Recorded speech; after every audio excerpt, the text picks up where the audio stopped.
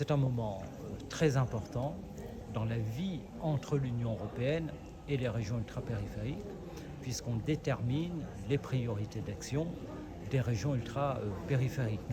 Et c'est pourquoi la présence du vice-président exécutif de la Commission européenne et de moi-même pour le Parlement européen nous permet d'intégrer les demandes venant des régions ultrapériphériques pour pouvoir avancer sur leurs priorités.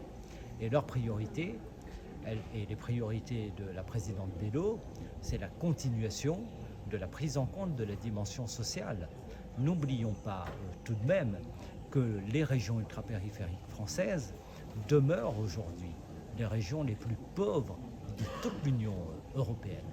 Donc la lutte contre la pauvreté doit demeurer une priorité d'action.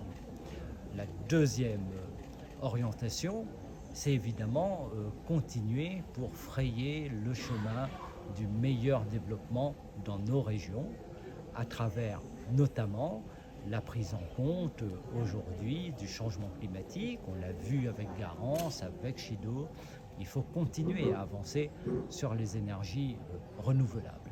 Et puis la nouveauté annoncée par le vice-président de la Commission européenne, c'est qu'on va pouvoir maintenant utiliser vraiment les fonds européens pour le logement, et en particulier le logement social. J'étais à Mayotte et je connais bien La Réunion. Les conditions de vie des Mahorais, mais aussi des Réunionnais, sont indignes parfois d'une région européenne.